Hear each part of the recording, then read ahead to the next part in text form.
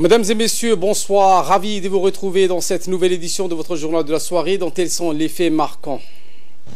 Sous le haut patronage du chef de l'État Ismaël Marguelé, le ministre des Affaires musulmanes, de la Culture et des Biens Waqf a organisé ce matin la cérémonie inaugurale officielle du complexe Al Rayyan. Et au Yémen, les États-Unis appellent à des négociations de paix d'ici 30 jours. Voilà pour les titres. Merci si vous nous rejoignez sur Télé Djibouti. On entame cette édition avec cette cérémonie d'inauguration où, sous le haut patronage du chef de l'État, Ismaël Marguelé, le ministre des Affaires musulmanes, de la Culture et des Biens Waqf a organisé ce matin la cérémonie d'inauguration officielle du complexe Al Rayyan, qui est à la fois une zone résidentielle et un centre commercial placé sous la gestion du Diwan Al-Waqf.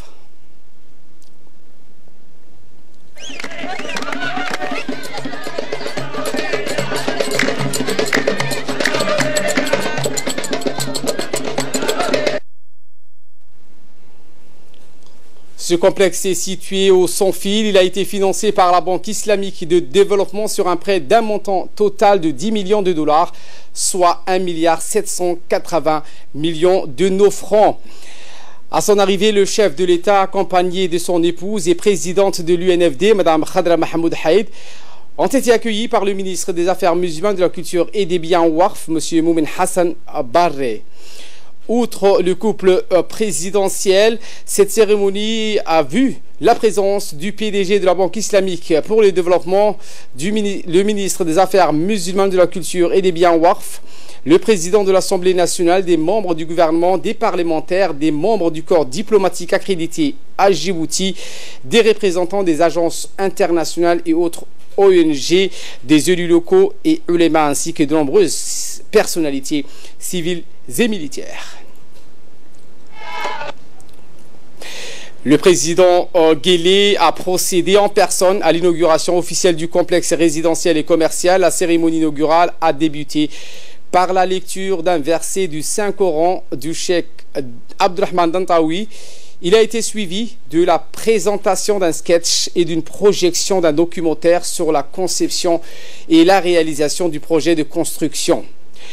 Ce complexe compte 4 bâtiments occupant une surface de 5800 mètres carrés sur un terrain aménagé de 11 000 mètres carrés où l'on trouve un supermarché, quelques 36 boutiques et magasins, des chambres froides, 2 blocs sanitaires, le tout étant placé sous un système de climatisation centralisé. 2 parkings pour l'arrêt des véhicules ont également été conçus.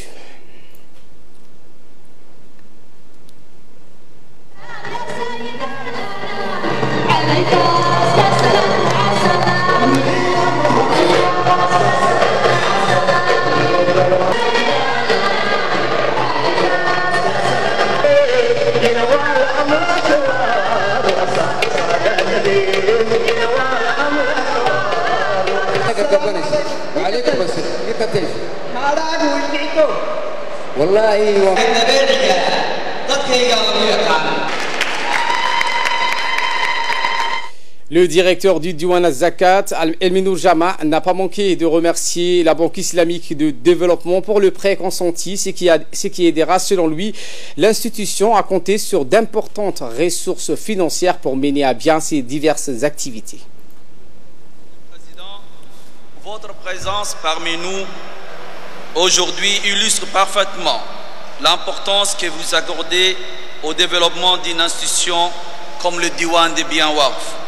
Il traduit en effet votre attachement aux préceptes de l'islam et aux valeurs de solidarité qui constituent la base même de notre religion. Comme nous le savons tous, le patrimoine des biens Waqf est considéré comme une vieille tradition islamique. وما تقدموا من خير فلأنفسكم وما تنفقوا إلا ابتغاء وجه الله وما تنفقوا من خير يوفى إليكم وأنتم لا تظلمون لن تنالوا البر حتى تنفقوا مما تحبون وما تنفقوا من شيء فإن الله به عليم Sadaqallahu al-Azim. Monsieur le Président, Mesdames et Messieurs, la société djiboutienne voit le Waqf comme une tradition généreuse, un acte de foi et d'adoration de Dieu. Une grande partie du patrimoine Waqf géré aujourd'hui par le Diwan a été légué au début du 19e siècle par des grands bienfaiteurs djiboutiens. C'est vous dire combien la pratique du Waqf est ancrée dans l'esprit collectif des Djiboutiens qui l'ont préservé à divers stades de l'évolution sociale. La richesse, la diversité du patrimoine géré aujourd'hui par le Diwan reflète l'intérêt particulier porté par les Djiboutiens à la solidarité sociale. Ensuite, le ministre des Affaires musulmanes, de la Culture et des Biens Waqf, Momin Hassan Barry, a prononcé un discours en arabe dans lequel il a tout d'abord remercié le chef de l'État, Ismaël Marguerite, pour le parrainage de cette cérémonie inaugurale du complexe Rayyan du Diwan des Biens Waqf. L'inauguration de ce grand projet est le fruit de cette phase bénie et prospère de notre pays à l'ère de notre président de la République qui accorde au secteur des biens Waqf une attention particulière grâce à son soutien constant et sans faille, a indiqué le ministre de la Culture et des Biens Waqf, Momin Hassan. Le projet que nous inaugurons aujourd'hui sous vos auspices, Monsieur le Président, est composé d'un centre commercial doté des boutiques et d'équipements publics ainsi qu'un parking pour les voitures. C'est ce qu'a indiqué dans son intervention le ministre de la Culture et des Biens Waqf, Momin Hassan Barry. Le chef de l'État, Ismaël Marguerite, a pris la parole pour sa part. Il a indiqué que ce centre commercial et le complexe résidentiel est une grande réalisation. Cette réalisation aidera fortement la direction du Diwan al-Waqf et s'inscrit dans les projets de développement de notre pays. Le chef de l'État a exprimé ses remerciements à l'égard de la Banque islamique de développement qui a financé ce projet, ce qui a-t-il dit, aura un impact positif sur le plan social et économique. Nous saluons également cette réalisation mise en œuvre par le ministère des Affaires islamiques, de la Culture et des Biens Waqf dans le cadre de sa stratégie de développement des activités. C'est ce qu'a ajouté le numéro 1 djiboutien. Le gouvernement se félicite de cette tendance à investir dans les Waqf par le biais de diverses méthodes de financement islamique qui sont devenues une forme de financement adaptée par les institutions financières et les banques islamiques, a ajouté le président de la République. L'achèvement de ce centre commercial et le complexe résidentiel aura un impact sur le développement de la propriété du Awqaf ainsi que sur l'expansion de ses ressources et la hausse de ses revenus. Le rôle du bureau de dotation sera renforcé. De nouveaux horizons s'ouvrent dans ce genre d'investissement, une expertise ayant été acquise, et il s'agit à présent de bien gérer les ressources en gardant en vue la question humaine sur les activités du Diwan al-Awqaf, a précisé le président de la République. Le chef de l'État a en outre demandé au Diwan des Awqaf à renforcer ses relations de coopération et de partenariat avec les institutions financières islamiques et à bénéficier de l'expertise de la Banque islamique de développement dans le domaine de ce secteur. Pour le chef de l'État, Ismaël Marguerite, il ne fait aucun doute que ce centre commercial et le complexe résidentiel généreront d'importants revenus après la période de paiement du coût total de ce projet. Et la gestion de tels projets augmentera l'efficacité du département des Awqaf. Les fonds alloués aux actions de bienfaisance seront renforcés, à indiqué le président de la République. L'impact du Waqf sur l'économie et ses aspects positifs contribuent à la formation du capital humain et au développement et créent ainsi des opportunités d'emploi qui réduisent le chômage et contribuent à augmenter l'activité commerciale de la communauté. Fort de cette expérience réussie, le président de la République a précisé que nous pourrons compter sur des plans de développement efficaces pour financer des projets de faisabilité économique et sociale. Je voudrais souligner un point important concernant le Waqf islamique qui était l'un des piliers de la civilisation islamique. Nous ne devons pas oublier l'importance de redonner vie à la dotation et les bienfaiteurs ont fait de leur vie. Avant la mort, il y a de ceux qui arrêtent une maison, une mosquée. Toutes ces œuvres restent un bon rappel du statut de la charité de l'homme qui est répandu par le Tout-Puissant. C'est ce qu'a indiqué le président de la République. S'exprimant donc en langue locale, le président Ismaël Marguil a précisé que la Awqaf, qui sont des fonds alloués aux actions de bienfaisance, on peut citer entre autres l'ancien cimetière d'Ambouli. Et ce cimetière a été entièrement conçu par le grand Hamoudi, connu pour ses actions nobles. Il a été le précurseur de ce modèle de dotation. Pour cela, son nom Hamoudi a traversé les siècles parce qu'il a laissé une trace indélébile pour ses actions de bienfaisance. Ce modèle de Awqaf a été important pour le développement de notre pays. C'est pour cela que j'appelle à chaque commerçant ou toute personne susceptible d'allouer une part de son patrimoine au Awqaf, qui est une action de bienfaisance non seulement pour la communauté musulmane, mais aussi pour le donateur en soi, parce que chaque action faite en faveur des plus démunis d'entre nous est récompensée par le miséricordieux dans l'au-delà. Fin de citation.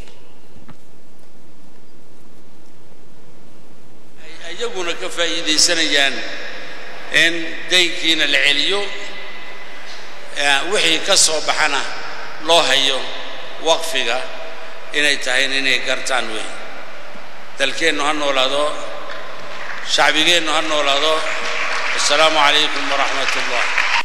Autre actualité de ce 22h, le ministre de la Justice et Premier ministre par intérim Momin Ahmed Cheikh et l'ambassade de l'Arabie Saoudite à Djibouti, ainsi que la fondation d'aide humanitaire du gardien des deux lieux saints, le roi Salman Ben Abdelaziz Al Saoud, ont parrainé ce matin une conférence sur le rôle de cette agence humanitaire au profit du pays voisin qu'est le Yémen. Cette conférence mettait en lumière les dons humanitaires qu'a dépêché le centre d'aide humanitaire et de secours King Salman, qui se veut un modèle d'excellence en matière d'aide humanitaire. Dans le cas du Yémen, la fondation a fourni de l'aide aux personnes touchées par la crise. Cette fondation a fourni une aide dans le domaine de la sécurité, la santé, l'éducation, la sécurité alimentaire, entre autres. La conférence a accueilli, outre le ministre de la Justice et Premier ministre par intérim, le ministre de l'Intérieur Hassan Omar Mohamed, le directeur général de la fondation du roi Salman, Dr Abdullah Al-Rabesh, le directeur de l'ONURS, l'ambassadeur de l'Arabie Saoudite à Djibouti, l'ambassadeur des États-Unis à Djibouti et autres personnalités du corps diplomatique. Rappelons que les activités de ce centre sont fondées sur de nobles objectifs et principes humanitaires fondamentaux. Le ministre de l'Intérieur, Hassan Omar Mohamed, a salué le centre d'aide humanitaire et de secours du King Salman pour ses efforts humanitaires incessants afin de soulager les souffrances du peuple yéménite. Permettez-moi de rappeler pour mémoire que la République de Djibouti a ouvert ses portes et offert le gîte et le couvert aux populations sœurs du Yémen qui ont fui les affrontements armés et les violences. Ainsi, notre pays a ouvert un couloir humanitaire pour parer à l'urgence. Le gouvernement, à sa tête, le chef de l'État, se sont mobilisés pour accueillir dignement et dans les meilleures conditions nos frères et sœurs yéménites. Cet élan humanitaire a été suivi par l'ensemble des citoyens qui ont répondu favorablement à l'appel à la solidarité lancé par la première dame du pays et présidente de l'UNFD. Malgré ses ressources limitées, le plan de contingence mis en place et l'assistance apportée ont été à la hauteur du défi humanitaire qui s'est posé. C'est donc une première fierté pour la République de Djibouti. Excellences, Mesdames et Messieurs, par ailleurs, le Royaume d'Arabie Saoudite s'est joint aux efforts de la République de Djibouti en offrant, à travers le centre du roi Salman, pour le secours et l'action humanitaire, une assistance massive en termes de dons alimentaires, mais aussi de médicaments et d'autres matériels de premier secours. De son côté, le ministre de la Justice et Premier ministre par intérim, Momin Ahmed Cheikh, a précisé que le but de la fondation du roi Salman est de fournir une aide humanitaire et d'apporter une aide à ceux qui en ont besoin en dehors des frontières du royaume. saisis cette occasion pour formuler, au nom du président de la République, son Excellence Haj Ismaël Omar Guelleh, au nom du peuple djiboutien et en mon nom personnel, toute la gratitude et la reconnaissance pour l'aide et l'appui constant de l'Arabie saoudite et du peuple saoudien et de son Altesse royale, le roi Salman Ben Abdelaziz, à notre jeune République. La solidarité indéfectible et sincère de notre grand frère d'Arabie saoudite a toujours été exemplaire. Mesdames et Messieurs, Excellences, Messieurs les ambassadeurs, les événements survenus au Yémen, pays frère et terre d'islam, qui ont vu l'engagement sans faille de notre pays pour secourir et accueillir dignement les frères et sœurs du Yémen sur notre territoire, viennent encore une fois placer sous les phares des projecteurs de l'histoire l'exemplarité de la profondeur de notre solidarité avec l'Arabie saoudite, le berceau de l'islam. À chaque fois que la République de Djibouti a eu dans l'impossibilité ou l'incapacité de secourir certaines couches sociales, qu'elles soient djiboutiennes ou qu'elles soient réfugiées, l'Arabie saoudite n'a pas lésiné sur les moyens et a toujours apporté sa contribution. Et nous devons, à ce titre et à bien d'autres titres, en être reconnaissants et le remercier, le roi Salman bin Abdelaziz et le peuple saoudien dans son ensemble. Après les discours officiels, un mémorandum d'entente a été signé, le premier mémorandum signé entre le ministre de l'Intérieur, Hassan Omar Mohamed, et la fondation du roi Salman Ben Abdelaziz pour le projet de gestion du camp de réfugiés yéménites et les services de sécurité à Djibouti. La deuxième signature était entre le centre humanitaire du roi Salman et la société turque Nefka pour les opérations et la maintenance du camp de réfugiés Markazi. La troisième signature et dernière était entre toujours le centre humanitaire du roi Salman et le centre hospitalier Ar-Rahma. La délégation saoudienne a été décorée également donc, par le ministre des Affaires étrangères et de la coopération internationale, également porte-parole du gouvernement. Cette cérémonie donc s'est déroulée au bureau, donc au cabinet du ministre des Affaires étrangères, M. Mahmoud Ali Youssouf. La délégation et le ministre ont passé en revue les relations d'amitié et de coopération qui lient Djibouti et le royaume d'Arabie saoudite. Cette distinction vient au point nommé puisque la fondation du roi Salman Ben Abdelaziz Al Saoud aura un impact positif sur le camp Markazi où sont installés des milliers de réfugiés yéménites. Également dans l'actualité, dans sa 16e édition, le rapport Doing Business est apparu aujourd'hui à 16h. Eh bien, la République de Djibouti se hisse à la 99e sur un total de 190 pays au monde entier. Les réformes réalisées ont assuré une meilleure performance de notre environnement des affaires dans la dernière édition du rapport Doing Business de la Banque mondiale qui l'a classé parmi les 10 meilleurs pays réformateurs avec de gains de points significatifs.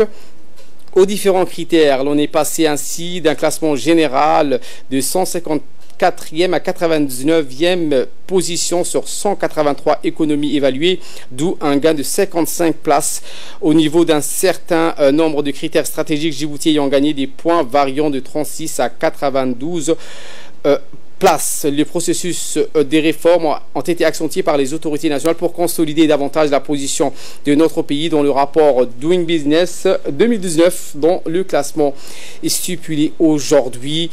Eh bien, les résultats sont à la hauteur de l'engagement des autorités djiboutiennes. C'est ce qu'a indiqué le ministre de l'économie et des finances chargé de l'industrie, M. Ilyas Moussa Douale. Les réformes ont porté, c'est également la mise en place d'un mécanisme de gestion des créances douteuses, de solvabilité. C'est également d'autres projets sur le registre de sûreté qui a été également mis en place. Sans oublier, naturellement, pour ce qui concerne le code de procédure civile qui ont été également revus. Je pense que les différents textes qui sont passés ont été essentiels pour permettre à notre secteur privé de jouer un rôle déterminant à l'avenir pour permettre de faciliter leur vie d'entreprise sur les différents domaines. Nous avons en outre eu cette année le passage du texte de partenariat public-privé pour ce qui concerne des investissements. Il y a un centre qui va être bientôt inauguré, c'est le centre d'entrepreneuriat et de leadership, pour que les entrepreneurs nationaux, surtout les jeunes, puissent également bénéficier d'un écosystème favorable pour s'élancer dans l'entrepreneuriat et devenir de futurs leaders. Santé, pour clore l'actualité nationale, le ministre de la Santé, Dr Jamal Maouki, a présidé une cérémonie de lancement du projet de lutte contre la malnutrition en présence de l'ambassadeur de l'Union européenne à Djibouti et des pays amis, ainsi que les représentants de différents organismes du système des Nations Unies tels que l'UNICEF, l'OMS, le PNUD et l'OIM. À noter également la participation de nombreux partenaires au développement comme la Banque mondiale et l'USAID, axés sur la prise en charge et la prévention de la malnutrition chez la femme enceinte et allaitante et chez les enfants de moins de 5 ans. Ce projet ambitieux est financé à hauteur de 6,6 millions € par l'UE à travers l'UNICEF et dont la mise en œuvre sera effectuée par le ministère de la Santé. Les 300 invités ont pu suivre une présentation du programme national de nutrition commentée par Mme Mounira, en charge de la direction de la santé de la mère et de l'enfant. Un reportage intitulé « La malnutrition n'est pas une fatalité » sur la prise en charge de la malnutrition a été préparé également et diffusé par l'équipe de la direction de la promotion de la santé. Le ministre de la Santé a également rendu un vibrant hommage à toutes les femmes leaders qui œuvrent inlassablement pour le bien-être et la santé dans leur communauté. Au cours des séances des discours officiels, l'ambassadeur de l'UE, Adam Koulash, et la représentante de l'UNICEF, Mme Janabou Maoundé, ont affirmé leur pleine implication et leur détermination pour investir davantage dans la promotion de la santé du couple mère et enfant. Ces interventions financées par l'Union européenne aujourd'hui marquent la continuité d'une fructueuse collaboration engagée depuis plusieurs années entre le ministère de la Santé et l'UNICEF en faveur de la santé de la mère et de l'enfant, une collaboration grâce à laquelle des réalisations significatives ont été enregistrées au niveau de la survie et le développement des enfants dans le pays. J'aimerais ainsi saisir cette occasion pour remercier l'Union européenne à travers son ambassadeur ici à Djibouti. Toutes les actions de l'Union européenne au développement à Djibouti se basent ou se concentrent autour de certaines priorités. L'une de ces priorités est connue, c'est l'eau, mais l'autre de ces priorités, pas moins importante, c'est quelque chose qu'on appelle le renforcement de la résilience de la population, qui est traduit à un projet qui est le plus grand dans notre coopération après la construction de l'usine de Salmon, qui s'appelle le renforcement de la résilience des populations rurales. Pour sa part, le ministre de la Santé, Dr Jamal Maouki, a salué l'engagement des partenaires au développement aux côtés du gouvernement djiboutien dans les efforts pour la réduction de la mortalité maternelle et infantile liée à la malnutrition dans notre pays. Je me réjouis d'être parmi vous ce matin pour le lancement d'un projet financé par l'Union européenne à la hauteur de 6 millions d'euros, soit 1,260 milliard de francs de Djibouti, pour une période de 5 ans. et qui a pour objectif le renforcement du dispositif de prise en charge et de prévention de la malnutrition chez les femmes enceintes, allaitantes, les enfants moins de 5 ans dans la zone rurale et périurbaine vulnérable. Mesdames et messieurs, je voudrais féliciter d'ores et déjà tous les parties prenantes pour leur disponibilité et leur engagement dans le cadre de la lutte contre la malnutrition à Djibouti. La présence de tous nos partenaires de développement, les acteurs nationaux et les principaux intervenants dans la lutte du processus de malnutrition est un engagement en soi. Elle témoigne de notre volonté commune et renouvelée de faire face à cette problématique et de poursuivre les efforts pour y répondre efficacement. De là, nous passons aux nouvelles régionales et à travers le monde avec Samatar Saïd qui nous a rejoint sur ce plateau. Bonsoir Samatar. Bonsoir Ali, bonsoir à vous. Nous commençons avec ces pourparlers proposés par les États-Unis au Yémen d'ici 30 jours. Effectivement Ali, le ministre américain de la Défense, James Mattis, a souhaité ouvrir des négociations de paix au Yémen d'ici 30 jours. Ces négociations auront lieu en Suède. Elles réuniront les différentes parties du conflit. Au cours de ces négociations, un cessez-le-feu sera observé. Nous devons faire ça ici dans 30 jours et je pense que l'Arabie Saoudite et les Émirats Arabes Unis sont prêts, a ajouté le chef du Pentagone. Rappelons-le, ils auront lieu en Suède et ils réuniront les différentes parties du conflit au cours de ces négociations. Selon James Mattis, le cessez-le-feu doit baser sur un retrait des rebelles Houthis de la frontière avec l'Arabie Saoudite, puis un arrêt des bombardements de la coalition dirigée par l'Arabie Saoudite, soutenue par les États-Unis. Eh bien, Ali, l'arrêt des hostilités permettra aussi à l'émissaire de l'ONU pour le Yémen, le Britannique Martin Griffiths, de réunir les différentes parties en Suède, poursuit James Mattis. Rappelons-le, Ali, le conflit au Yémen a fait plus de 10 000 morts selon l'ONU. Et des milliers de déplacés qui sont réfugiés à Djibouti. Nous enchaînons avec le chef rebelle sud-soudanais Riek Machar qui est de retour à la capitale Juba. Effectivement, Ali, le chef des rebelles et ancien vice-président, rappelons-le, du Sud-Soudan, Riek Machar, est rentré aujourd'hui à Juba pour entériner un accord de paix plus de 2 ans après avoir fui le pays à la suite de l'effondrement d'un précédent accord avec le président Salva Kiir. Riek Machar a été accueilli à sa descente d'avion par le président sud-soudanais de l'Éthiopie, dont la médiation a permis à la signature d'un nouvel accord de paix prévoyant un partage du pouvoir en septembre à Addis Abeba. La guerre civile qui a éclaté au Sud-Soudan fin 2013, 2 ans après l'indépendance du pays, a fait près de 400 000 morts, selon une récente étude réalisée par des chercheurs britanniques. Des millions de personnes ont en outre été déplacées, Ali. Et nous terminons en Afghanistan avec cette attaque suicide qui est près d'une prison, la capitale Kaboul, qui a fait au moins 7 morts. Et oui, Ali, un kamikaze a visé tôt aujourd'hui un bus transportant des fonctionnaires près de la principale prison de Kaboul, faisant au moins 7 morts. Au moins 5 autres personnes ont été blessées dans cette attaque. Le bus allait transporter des employés de la prison de Poul Chakri. Le kamikaze s'est déplacé à pied, selon le porte-parole du ministère de l'Intérieur. Mais Ali, la plupart des attentats suicides, rappelons-le, commis ces derniers mois, ont été revendiqués par le groupe d'État islamique. Cet attentat, Ali, n'a pas été immédiatement revendiqué. La dernière attaque en date dans la capitale remonte lundi lorsqu'un kamikaze s'est fait exploser devant le siège de la commission électorale indépendante, autrement dit les CEE, tuant une personne et blessant 6 autres. Ali. Merci Samatar Saïd pour ces éclairages et merci à vous de nous avoir suivis. Très bon suivi du programme sur Télé Djibouti.